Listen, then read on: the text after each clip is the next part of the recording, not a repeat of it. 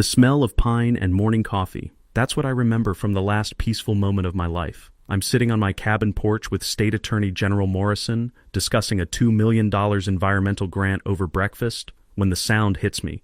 Diesel engine roaring, gravel crunching, then slam. A black Escalade parks right on my begonias. Out steps a woman who looks like she eats small children for breakfast. Designer heels clicking on my wooden steps. She shoves a camera in my face while the state's top prosecutor is literally sitting next to me. "This illegal structure is condemned," she shouts. "I'm Brenda Castellanos, HOA president, and you're done." Attorney General Morrison nearly chokes on his coffee. "Excuse me, ma'am." "Someone," I interrupt, watching her lackeys photograph my solar panels, who just made the biggest mistake of her life. Brenda didn't know she was declaring war on a guy having breakfast with the state's most powerful prosecutor. What would you do if your HOA attacked you during a meeting with government officials? Comment where you're watching from. I bet you have HOA horror stories that'll make your blood boil. Let me back up and tell you how I ended up having breakfast with the most powerful prosecutor in the state, while a lunatic HOA president declared war on my dead wife's dream. My name's Garrett Reynolds, 52 years old, retired electrical engineer who spent 30 years designing smart grids for half the municipalities in this state. I made my money selling patents for technology that keeps your lights on, then figured I'd earned the right to disappear into the mountains. The cabin belonged to my grandfather, a mining engineer who bought 40 acres in Cascade Valley back when Calvin Coolidge was president. When I inherited this place 3 years ago, it came with something more valuable than land: Sarah's final wish. My wife died of cancer 2 years back, but before the morphine took her words away, she gripped my hand with surprising strength. "Promise me," she whispered, her voice barely audible over the hospital's beeping machines. "Turn our valley into something beautiful. Show kids what we're fighting to save." The smell of antiseptic and dying flowers in that hospital room still haunts me. But keeping that promise, that's what gets me up every morning. So I'd been converting the old mining buildings into classrooms, installing solar panels that gleamed like mirrors against ancient pine trees, creating the kind of place where city kids could learn that nature isn't just a screensaver.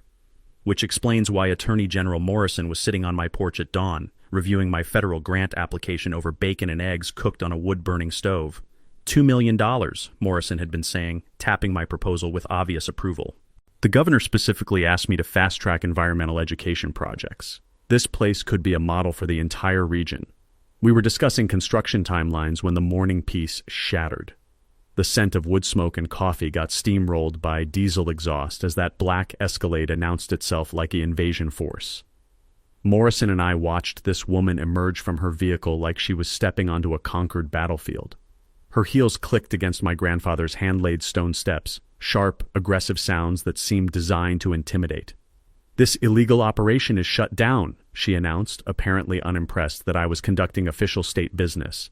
"I'm Brenda Castellanos, president of Cascade Valley Estates HOA, and this environmental camp ends right now." I watched Morrison's face transform. One second he's a friendly government official discussing grant funding. The next he's a federal prosecutor watching someone commit what might be civil rights violations in real time. The recording device Morrison pressed into my palm felt warm from his pocket. "Document everything," he whispered as he stood.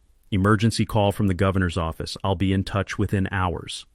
Brenda practically purred with satisfaction, watching Morrison's sedan disappear down the mountain road. She thought she'd scared off some random bureaucrat. She had no idea she'd just threatened a federal grant recipient in front of the state's chief law enforcement officer. "Smart move getting rid of your government friend," she said, shoving papers at me that reeked of cheap printer toner and desperation. $15,000 in compliance fees, plus removal of every solar panel within 30 days. Compliance with what exactly? Community aesthetic standards. She photographed my solar installation like she was documenting war crimes. "Your property violates covenant restrictions on renewable energy systems that create visual pollution." Here's where Brenda's legal theory hit a small snag. My property predates her precious HOA by roughly 8 decades. My grandfather bought this land when her luxury development was still a gleam in some con artist's eye.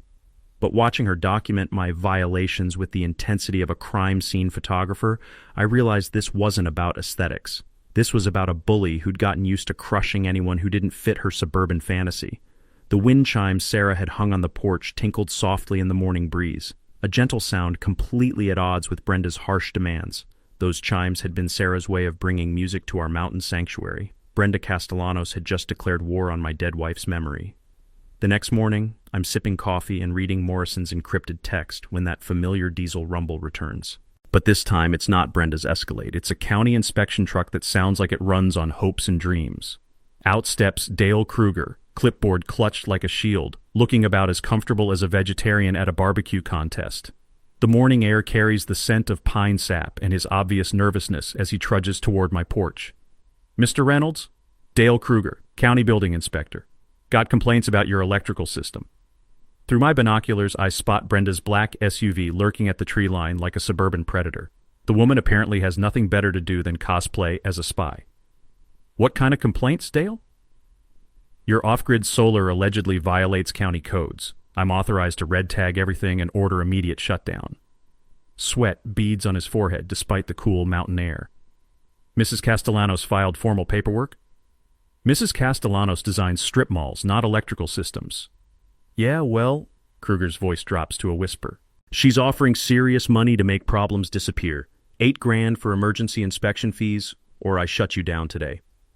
That's when my phone explodes with calls. Parents asking about the kids' environmental camp I'd been planning. Somehow word had leaked about electrical safety issues, and now 20 families were panicking about whether their children would be electrocuted by solar panels. The timing felt a little too convenient. Here's the thing about electrical codes that most people don't realize. I learned this the hard way during my 30 years designing municipal systems. Self-contained solar setups under 10 kilowatts don't need permits if they're completely off-grid. The regulations only kick in when you're connecting to the public electrical system. It's one of those technical details that separates actual expertise from bureaucratic theater. "Dale," I say, setting down my coffee, "who do you think wrote the county's electrical inspection protocols?" His clipboard develops a noticeable tremor. I did. 1998. Want to see my original documentation?" I produce a folder thick with official stamps and engineering certifications. Every safety standard, every protocol requirement, every code compliance measure, all bearing my signature as the original design engineer. The color drains from Kruger's face like someone pulled a plug. This is like watching someone try to explain fire safety to the guy who invented the fire extinguisher. "Your system exceeds every standard by about 300%, I continue. "So here's the new plan. You withdraw that red tag, and I don't file bribery charges with the state licensing board." Kruger practically levitates off my porch. I'll need to review my findings." Within an hour, my phone buzzes with another encrypted message from Morrison. Kruger's inspection history under federal review. Pattern of fraudulent red tags across 3 counties, all connected to development projects. The federal machinery is already grinding into motion, but Brenda thinks she's fighting some grieving hermit with a few solar panels. She has no idea she just declared war on someone with the state attorney general's direct number. That evening, my neighbor Magnus Olson appears with a mason jar of moonshine that could probably power a small aircraft. At 78, Magnus has survived enough mountain politics to recognize the scent of trouble in the wind. "That HOA witch came sniffing around my place too," he says, settling into Sarah's old rocking chair. The wood creaks in harmony with evening wind through the pines, a sound that always brings back her laugh. "What kind of sniffing?" "Photographing my well house, measuring distances to everything. Claims my septic might be an environmental hazard." Magnus takes a sip that would kill a normal person. "Funny thing though, I've got surveyor maps in my basement. Original documents from when Daddy homesteaded here in 1887. My engineering brain starts calculating. Property surveys from the 1880s would show original boundary lines, water rights, federal land designations. The kind of historical documentation that modern developers sometimes prefer to ignore. Think I could look at those maps? Magnus's weathered face splits into a grin. "Son, I was hoping you'd ask. Got a feeling those old papers might tell us exactly why this HOA lady's so desperate to control our valley."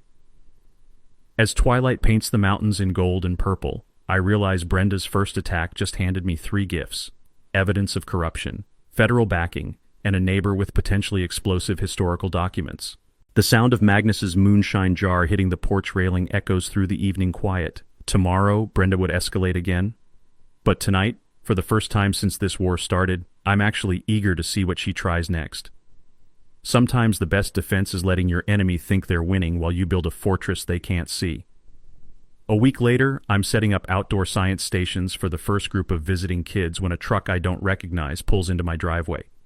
Cascade Environmental Solutions, painted on the side in letters so fresh the paint probably isn't dry yet.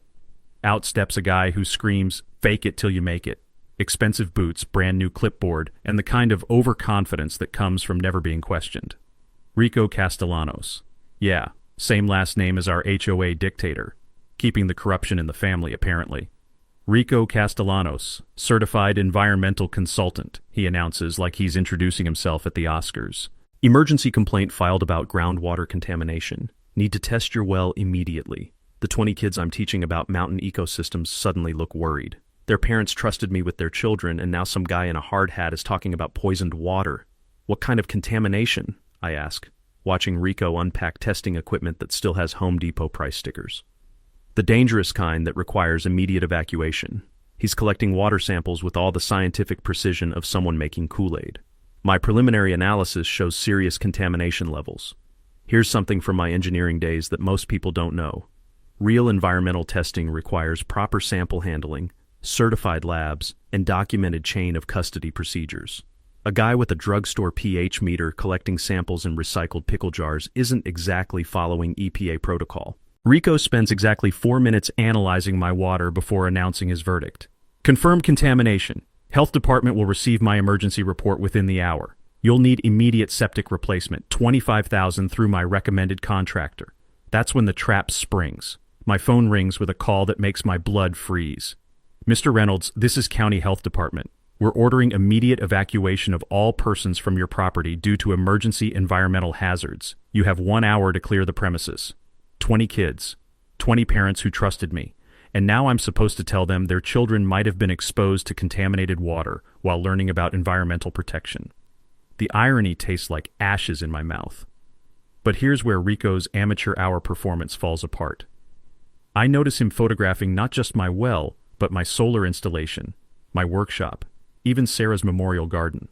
Environmental consultants test water. They don't conduct property appraisals. Rico, I say, mind showing me your state certification?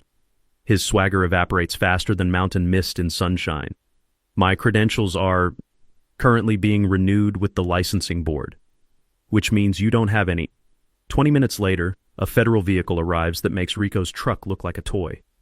EPA agent Patricia Hayes steps out with the kind of equipment that costs more than Rico's entire operation, and the no-nonsense expression of someone who's dealt with actual environmental disasters. Mr. Reynolds, EPA Regional Office. We received reports about water contamination. She glances at Rico, who's suddenly very interested in his phone screen. Standard protocol requires independent federal verification for evacuation orders. Rico's fake equipment disappears into his truck like evidence at a crime scene. Got other appointments, he mumbles, tearing down the mountain road so fast he leaves rubber on my gravel. Agent Hayes runs proper tests with sealed containers, certified procedures, and actual scientific methodology. The kind where samples go to real laboratories instead of getting eyeballed by someone's cousin with a chemistry set. Results arrive the next day. My well water is cleaner than most municipal supplies. But here's the kicker.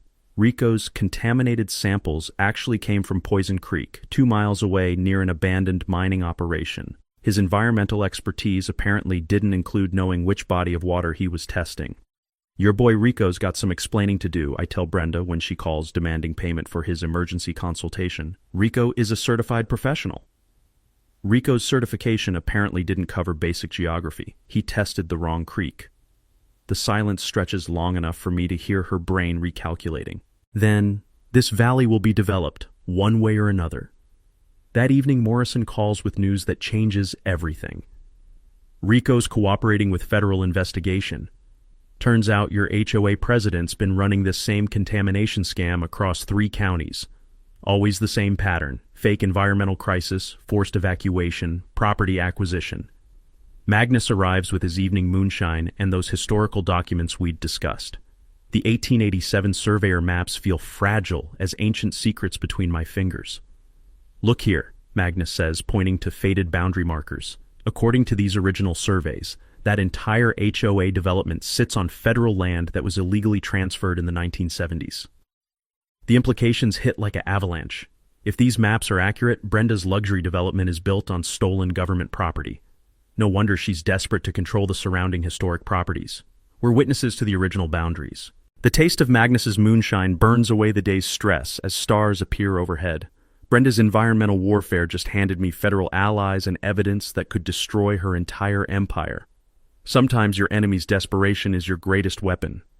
I'm teaching a group of teenagers how to identify edible mountain plants when the certified letter arrives, delivered by a courier who looks like he'd rather be handling radioactive waste. The envelope bears the official seal of Cascade County Zoning Board, and its contents make my blood pressure spike into orbit. Notice of immediate cease operations. Unlicensed commercial recreation facility. 30 kids are arriving tomorrow for the first official Sarah Reynolds Environmental Learning Center session. Their parents have driven from 3 states, taken vacation time, paid program fees, and now some bureaucrats are claiming I'm running an illegal summer camp that violates commercial zoning restrictions. The retroactive permit fees alone would cost $40,000, more than I've spent on the entire facility. My phone explodes with Morrison's ringtone before I finish reading the legal nightmare. Emergency zoning hearing in 2 hours, he says without preamble. They're trying to shut you down before your federal grant gets approved. Can they do that? Not if we move fast. File nonprofit incorporation immediately. But Garrett, this hearing feels like a setup. Someone leaked your federal grant application. The betrayal hits harder than the legal threat. Only 3 people knew about the federal funding timeline. Morrison, myself, and whoever Morrison had discussed it with in confidence. Someone with access to federal grant information had fed details to Brenda's zoning board allies. I spent 90 minutes racing through IRS Form 1023, documenting every lesson plan, every educational objective, every environmental protection goal Sarah and I had dreamed about. The paperwork feels like armor, bureaucratic protection against bureaucratic attack. The zoning hearing takes place in a conference room that reeks of institutional cleaning supplies and political corruption. Chairman Wesley Park fidgets with documents while board members Janet Kowalski and Robert Sage avoid eye contact. They know this is a hit job, but they're going through the motions anyway. Brenda sits front row center with the evidence folder thick enough to stop bullets, practically purring with anticipated victory. Mr. Reynolds, Park begins reluctantly, you're operating an unlicensed commercial facility in violation of County Ordinance July 2nd, 14. The board has received complaints about unpermitted recreational activities involving minors. What complaints? Brenda stands like a prosecutor addressing a jury. 30 children arriving tomorrow for paid camping activities. Clear commercial operation disguised as environmental education. The county has photographic evidence of commercial playground equipment, overnight accommodations, and fee-based instruction. She's not wrong about the facts, just the interpretation. But then comes the trap I didn't see coming. Furthermore, Brenda continues, producing a document that makes my stomach drop. Federal grant applications clearly state this will be a regional educational facility serving hundreds of students annually. That's not a private hobby. That's a commercial enterprise requiring full recreational facility licensing. The room goes silent except for the hum of fluorescent lights. Someone had leaked my federal grant application word for word. The same application that demonstrated legitimate educational purposes now became evidence of commercial intent. That's when I realized Morrison's federal protection isn't coming fast enough. These board members are scared, probably threatened or bribed, but they're going to vote against me anyway. Gentlemen, I say, opening my laptop with hands that aren't quite steady, I'd like to submit federal nonprofit incorporation documents for the Sarah Reynolds Environmental Learning Center, filed this morning with expedited processing. Wesley Park's face shows genuine surprise. You incorporated as a nonprofit today? 6 hours ago, IRS approval pending, but educational nonprofits operate under federal jurisdiction during review periods. I turn my screen toward the board, watching their expressions shift from resignation to confusion. Local zoning restrictions don't apply to federally protected educational activities. The legal alchemy works like magic. Educational nonprofits exist in a different regulatory universe, one where county zoning boards have about as much authority as homeowners associations trying to regulate NASA. This is absurd. Brenda's composure cracks like ice in spring. You can't just incorporate your way out of zoning violations. Actually, Janet Kowalski says quietly, consulting her legal manual, federal nonprofit status does create jurisdictional complications for local enforcement. The sound of Brenda's evidence folder slamming shut echoes through the room like a coffin lid. She knows she's been outflanked, but her expression promises this war is far from over. That evening, I'm sitting on the porch with Magnus when my phone buzzes with a message that changes everything.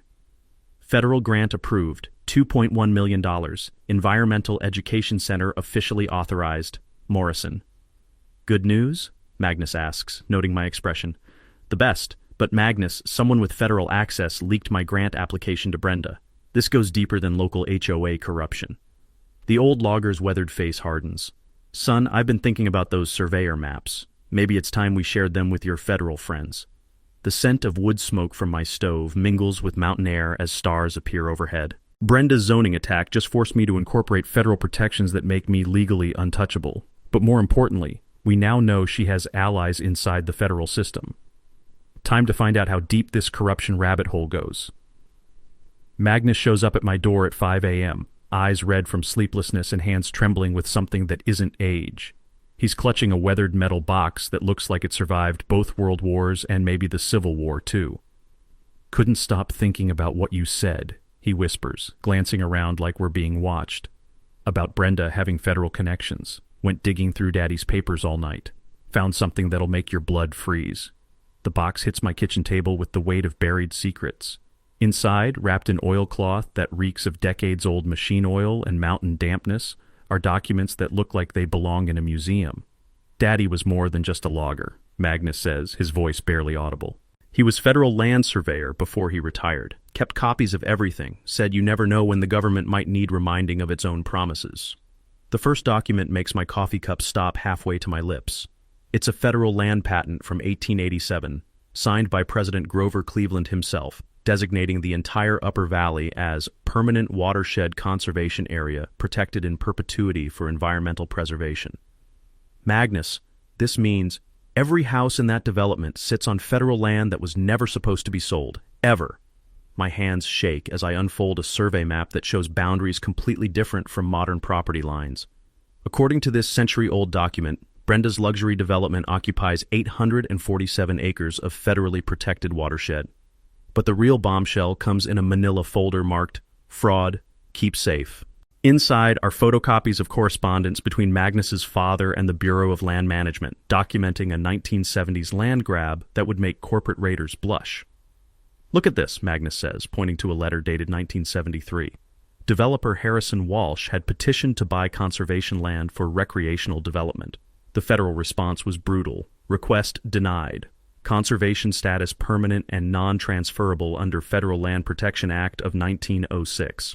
Then comes the smoking gun, a county deed transfer dated exactly 1 year later, showing Walsh had somehow acquired title to the same federal land through local county offices, completely bypassing federal authority. This is impossible, I breathe, studying the forged signatures. You can't transfer federal conservation land through county clerks. That's what Daddy thought too, so he kept digging. Magnus produces a photograph that makes my stomach drop into my boots. It shows Walsh shaking hands with County Clerk Robert Morrison Sr., a man whose smile looks exactly like his son, the current State Attorney General. The room goes silent except for the sound of my worldview crashing. Morrison's father was part of the original land fraud, which means Morrison's interest in my case might not be about environmental protection or fighting corruption. It might be about covering up his family's role in the biggest federal land theft in state history. Magnus, I whisper, how long have you known about Morrison's connection? Suspected for years. His daddy got rich awful fast after that land deal went through. But I needed someone smart enough to connect the dots. The old logger's eyes hold 70 years of watching corruption flourish. Someone the federal government would believe. The taste in my mouth shifts from morning coffee to metallic fear. If Morrison is protecting his father's legacy instead of fighting fraud, then I've been feeding evidence to the wrong side of this war. My phone buzzes with Morrison's number, and for the first time since this started, I'm afraid to answer. Don't tell him what we found, Magnus whispers urgently. Not yet. We need to figure out who we can really trust before this gets any deeper. The morning sun streaming through my kitchen window feels cold as winter shadows. Brenda's harassment campaign just revealed a federal conspiracy that reaches into the highest levels of state government. And I might have been working for the enemy all along. I spend 3 hours staring at that photograph of Morrison's father, my coffee growing cold while I calculate how thoroughly screwed I might be. Every encrypted text, every federal favor, every piece of inside information Morrison provided, was it genuine help or elaborate damage control to protect his family's legacy? My phone rings exactly at 9 a.m. Morrison's number glowing like a threat. Garrett, emergency meeting, federal task force is moving today, but we've hit complications that require immediate discussion. The word complications hits my stomach like a brick. What kind of complications? The kind that could destroy everything we've built. My office, 1 hour. After he hangs up, Magnus grabs my wrist with grip strength that could crack walnuts. Son, you walk into that office, you might not walk out with the same story you walked in with? Then what's your brilliant alternative? Magnus opens a notebook that looks like it survived the Oregon Trail. We build our own federal case. People in this valley who've been waiting decades to take down the Morrison corruption machine. The first name surprises me. Dr. Elena Vasquez.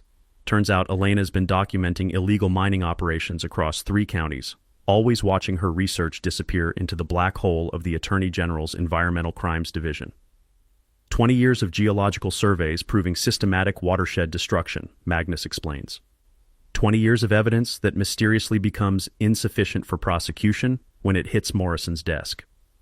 We drive to Elena's university office, where she greets us surrounded by maps that look like crime scene documentation. The scent of her herbal tea can't mask the smell of frustration that permeates her research. I've been wondering when someone would finally connect these dots, she says, spreading geological surveys across her desk. Every environmental violation, every illegal development, every federal land grab, they all trace back to cases that die in the state attorney general's office. The second ally makes my jaw drop. Rosa Sage, the environmental attorney who expedited my non-profit filing. Magnus reveals she's been fighting suspicious land development for 15 years, always hitting the same bureaucratic wall. Rosa's family lost their ranch to eminent domain in 1983, Magnus says. Guess who was deputy county attorney signing off on the seizure paperwork? Morrison Sr. The student becomes the teacher. Rosa arrives looking like someone who's been waiting her entire legal career for this conversation.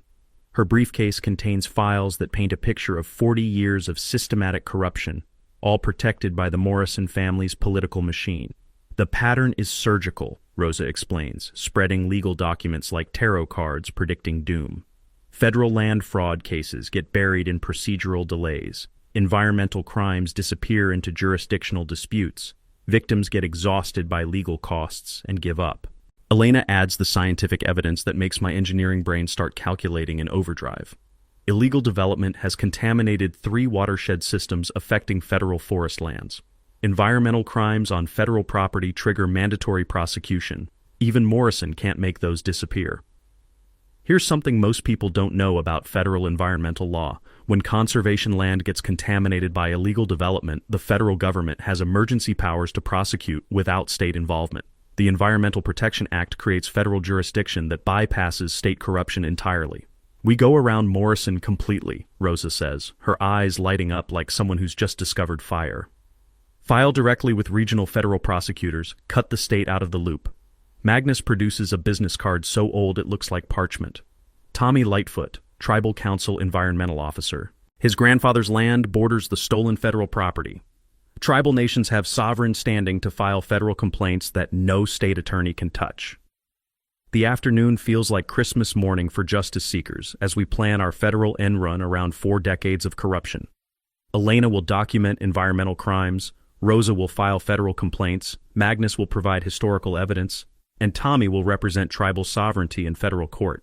But we need intelligence about Morrison's countermoves, Rosa says. Someone he trusts to gather information about how deep this cover-up network goes. They all look at me like I just volunteered to wrestle bears. You want me to spy on the state's most powerful prosecutor? You want justice for Sarah's dream? Magnus counters, his weathered face serious as mountain granite. The sound of wind through pine trees carries the gentle music of Sarah's porch chimes, the ones she hung to bring peace to our mountain sanctuary. She'd want me to fight for truth, even if it means walking into a trap designed by the most dangerous lawyer in the state. Sometimes the most terrifying path is the only one that leads to justice. That evening, I text Morrison. Sorry about missing your call. Federal paperwork crisis with the grant. Still need that meeting? His response comes back instantly. Tomorrow 2 p.m. Private office. Come alone. The taste of fear mixes with determination as I realize I'm about to play poker with a man who's been holding all the cards for 40 years. Time to find out if I'm brave enough to call his bluff. Morrison's office reeks of leather and lies when I arrive wearing Rose's wire, my palms sweating against the tiny recording device taped to my chest. The Attorney General greets me with his trademark smile, but something predatory lurks behind those politicians' eyes. Garrett, thank God you're here. We've uncovered disturbing evidence about Brenda's escalation. He spreads surveillance